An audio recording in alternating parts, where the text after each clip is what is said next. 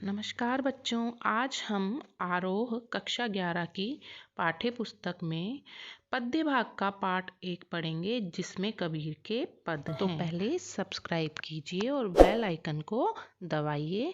धन्यवाद। आइए पढ़ते। बच्चों, ये कबीरदास जी का पहला पद है, तो आइए हम इसका अर्थ करते हैं। तो इसकी जो प्रथम लाइन है, पहले हम उसको देखते हैं।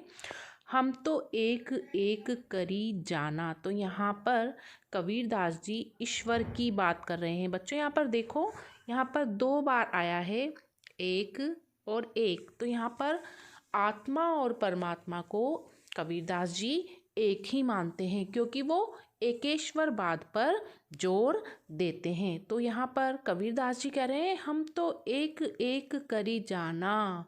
हम तो आत्मा परमात्मा ईश्वर को एक ही जाना, यहाँ पर पहचानने को कहते हैं। एक ही पहचानते हैं, एक ही रूप में पहचानते हैं। हम इस पंक्ति को दोबारा बोल लेते हैं। हम तो एक एक करी जाना। हम तो परमात्मा को एक ही मानते हैं।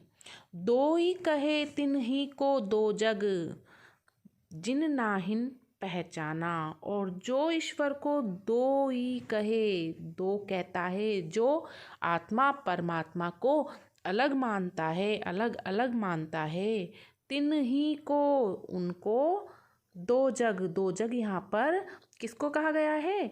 नरक को कहा गया है। दो जग का अर्थ यहाँ पर क्या है बच्चों? नरक। तो यहाँ पर कबीरदास जी कह रहे हैं, दो ही कहे तिन ही को दो जग। जो परमात्मा को दो मानते हैं, या आत्मा या परमात्मा को अलग अलग मानते हैं, उनको नरक प्राप्त होता है। दो जग नरक प्राप्त होता है। जिन नाहिन पहचाना। और ऐसे लोग ईश्वर को नहीं पहचानते हैं। तो हम एक बार फिर इसको बोल देते हैं। हम तो एक एक करी जाना। कबीरदास जी कहते हैं कि हम तो ईश्वर को या परमात्मा को एक ही मानते हैं। आत्मा और परमात्मा एक ही है। दो ही कहे तिन ही को दो जग।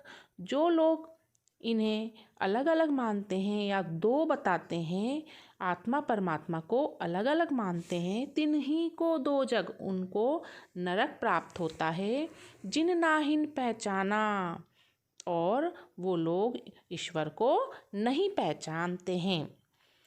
एके पवन एक ही पानी एके ज्योति समाना। यहाँ पर कबीरदास जी कहते हैं कि इस सृष्टि में या इस संसार में एक ही पवन है, एक ही पानी है और एक ही ईश्वर की ज्योति है।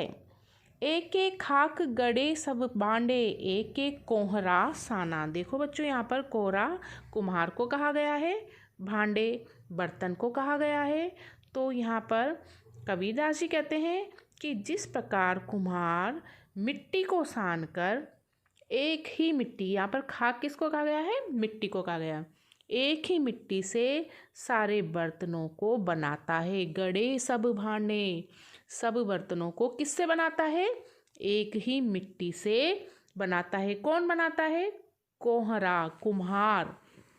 तो कबीरदास जी यहाँ पर कहते हैं कि जिस प्रकार कुम्हार एक ही मिट्टी से सब प्रकार के बर्तन बनाता है, उसी प्रकार परमात्मा भी एक ही मिट्टी से, पंचतत्व से बच्चों हमारा शरीर बना हुआ है, जो ईश्वर ने बनाया है। तो इस प्रकार ईश्वर भी विभिन्न प्रकार के मनुष्य को एक ही मिट्टी से बनाता है। जैसे बाड़ी काष्ठ ही काटे, अग्नि न काटे कोई। जिस प्रकार बढ़ई, यहाँ पे बाड़ी बढ़ई को कहा गया है, काष्ठ लकड़ी को कहा गया है। तो जिस प्रकार बढ़ई लकड़ी को काटता है, लेकिन लकड़ी में विद्यमान अग्नि तत्व को, अग्नि आग को नहीं वह काट सकता है। तो बढ़ई क्या करता है बच्चों? जैसे बाड़ी काष्ठ ही काटे, जिस प्रकार बढ़ई लकड़ी को ही काटता है, अग्नि न काटे कोई, वह आग को नहीं काट सकता। सब घटी अंतरि तू ही व्यापक धरे स्वरूपे सोई। तो यहाँ पर कबीरदास जी ईश्वर से कहता है कि सब घटी अंतर, सबके हृदय के अंदर, अंदर मतलब सभी हृदय के अंदर तुम ही विद्यमान हो। चाहे तुम कितने ही रूप धर लो, व्यापक धरे स्वरूपे सोई, चाहे तुम्हारे कितने ही विभिन्न रूप हों, लेकिन सबके हृदय के अंदर आप ही विद्यमान हो। माया देखी के जगत लुभाना, काहे रे नर गर्वाना। अब यहाँ पर कबीरदास जी इस पंक्ति में मनुष्य को संबोधित कर रहे हैं कि हे नर, हे मनुष्य, तुम इस संसारिक मोह माया को देखकर इसके आकर्षण में लुभाना, ये संसार है, ये जो तुम्हें लुभाता है, इसके आकर्षण में फंस गए हो। काहे रे नर गर्वाना, है मनुष्य तुम क्यों गर्व करते हो। तो यहाँ पर हम एक बार फिर बोल देते हैं। यहाँ पर कबीरदास जी कहते हैं, हे मनुष्य, तुम इस संसार की मोह माया को देखकर इस संसार से आकर्षित होते हो और फिर तुम क्यों गर्व करते हो। काहे रे नर गर्वाना, है मनुष्य तू क्यों गर्व करता है। निर्भय भया कछु नहीं व्यापे, जो व्यक्ति इस संसार की मोह माया को त्याग देता है वो निर्भय हो जाता है, उसको कोई भय नहीं रहता है। कछु नहीं व्यापे, उसको किसी बात का भय नहीं रहता है। कहे कबीर दीवाना, यह बात दीवाना कबीर कहता है। कबीर किसके दीवाने हैं यहाँ पर?